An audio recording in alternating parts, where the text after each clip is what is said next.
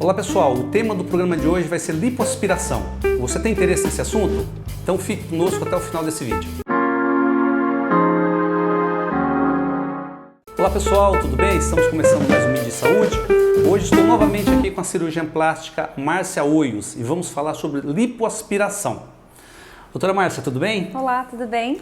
É bastante comum as pessoas buscarem os profissionais, os cirurgiões plásticos, para fazer a lipoaspiração. Esse procedimento é usado exatamente para quê? Ela é basicamente indicada quando você tem um excesso de gordura, né? Então você remove essa gordura. O interessante hoje é que a gente tem usado a gordura para um monte de coisa, até para preenchimento de mama. A lipoaspiração pode ser feita em diversas partes do corpo, porque a grande associação que se faz é com barriga.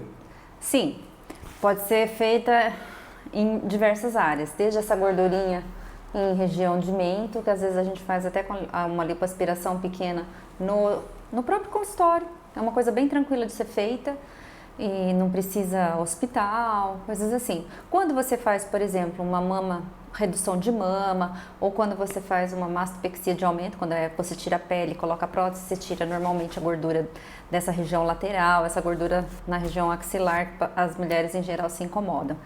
Agora, a grande associação é com a parte do abdômen, né? Seja só a lipoaspiração do abdômen, como a abdominoplastia. Então você limpa as costas e aí o que é muito comum, que dá um resultado bem interessante, é fazer lipoenxertia no glúteo e junto com o abdômen, ou lipoaspiração do abdômen.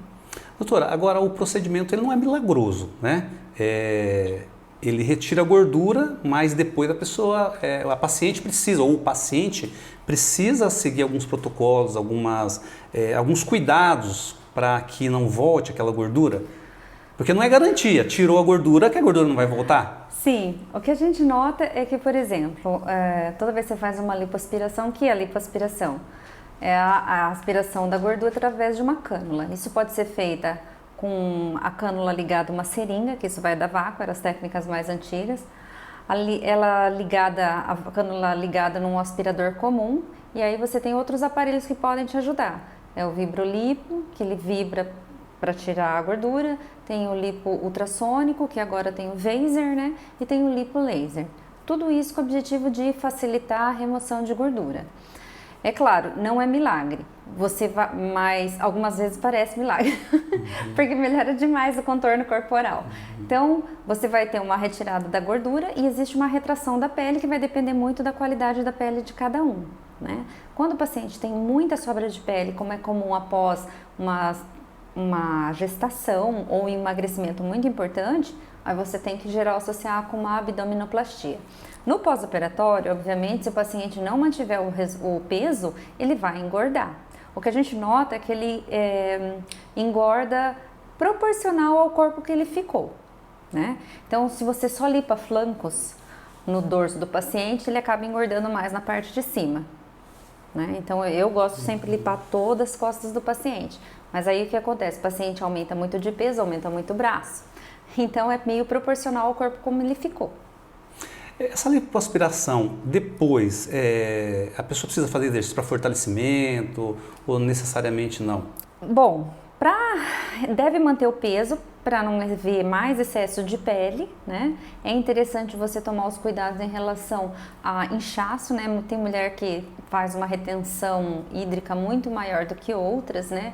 Então isso pode piorar o resultado. Então drenagem linfática em algumas mulheres é interessante sempre, né? Agora, os exercícios eles vão ajudar a manutenção do peso e tonificação muscular, né? Então eles ajudam sim no resultado pós-operatório, mas vai depender, a qualidade de pele pós uma lipo vai depender muito do envelhecimento do paciente também, né? Por isso que os resultados em jovens em geral são melhores do que os pacientes mais velhos, porque eles têm uma retração melhor de pele, porque eles têm um colágeno, elastina melhor na pele, no subcutâneo. Então o resultado, claro, vai ser melhor. Hoje existem aparelhos que também ajudam a melhorar um pouco a retração de pele. Então são os aparelhos que têm radiofrequência, que você pode fazer no pós-operatório, e alguns aparelhos que também no intraoperatório podem ajudar, né? O Vaser ele melhora um pouco a retração da pele. Hoje existem alguns outros aparelhos que fazem uma radiofrequência intraoperatória que também podem ajudar. Claro, isso aí tem o custo deles, né? A cirurgia plástica era muito relacionada a mulheres, né? Mas parece que os homens também estão buscando, né? Sim, os homens, cuidar. não sei se mais vaidosos ou mais preocupados com a aparência, em função da mídia também, né?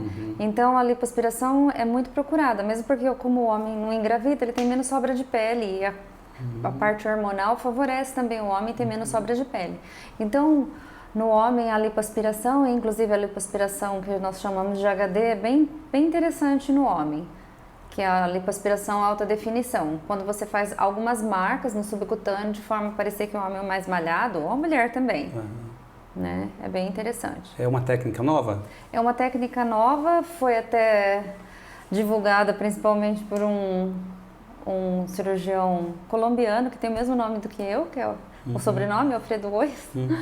Mas é uma técnica relativamente nova, sim, que está sendo bastante popularizada. E qual que é a diferença entre a lipoaspiração comum e a HD? Basicamente, a técnica é igual, é a forma de você lipoaspirar. Né? Então você vai fazer depressões propositais no corpo da pessoa para mostrar no resultado final que a pessoa tem um corpo mais atlético. Então a sensação que dá é que você é mais malhado. E você pode inclusive fazer enxertos de gordura na parte intramuscular. Isso aumentaria a chance de você, por exemplo, ficar com ombros maiores, né? Então no homem você pode pôr no braço, então ele aparenta ser mais definido. Você pode injetar intrapeitoral também para crescer, né? Doutora, eu não sei se é um mito, uma desinformação, porque durante um tempo se falava que a lipoaspiração gerava muita dor. Isso procede? Essa manifestação é coisa do passado? Como que está atualmente com relação à dor pós-lipoaspiração? Então, a dor é muito variável de paciente para paciente. Às vezes faz o mesmo procedimento num paciente e em outro eles têm dores completamente diferentes. É uma cirurgia que em geral dói, sim, mas assim, bastante controlado. Hoje tem medicações potentes e você tem um controle bom. Então, a gente tem uma série de cuidados para deixar o mais confortável possível. Mas o pior seriam uns 3 dias só mesmo, também com controle mais de analgésicos. Basicamente isso. E quais são os cuidados que o paciente tem que tomar depois de se submeter a uma lipoaspiração? Bom, tem muito paciente que tem medo da lipoaspiração, por causa de algumas complicações que são bastante divulgadas na mídia, né? Então, você tem que ter um controle clínico bem adequado, né? O risco maior que se fala muito é de trombose de coágulo. Então, a trombose e consequente embolia. Então, para evitar esse tipo de problemas, você tem uma série de cuidados. Não fazer cirurgias extravagantes, o ideal é não passar de 6 horas. Você tem que, de preferência, estar no peso adequado, que você tem menos risco. Você tem que estar com os exames bem, né? Tem que ver se o paciente tem as condições clínicas adequadas para se submeter a uma cirurgia, que às vezes pode ser de um risco maior, de grande porte, em função disso. Né?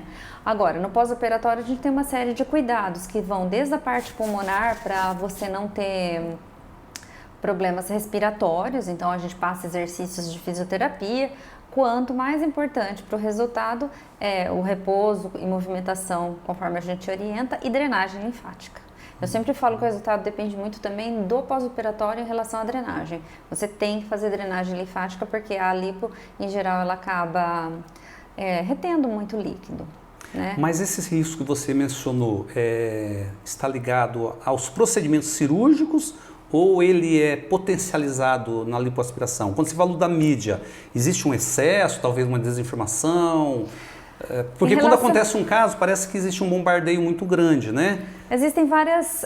porque quando o paciente morre, é um paciente que tem uma complicação e morre por uma cirurgia estética, isso sai na mídia de uma forma que todo mundo acaba sabendo. Mas às vezes tem paciente que morre pós uma cirurgia de apêndice ou pós uma cirurgia de vesícula eletiva e não tem essa repercussão toda.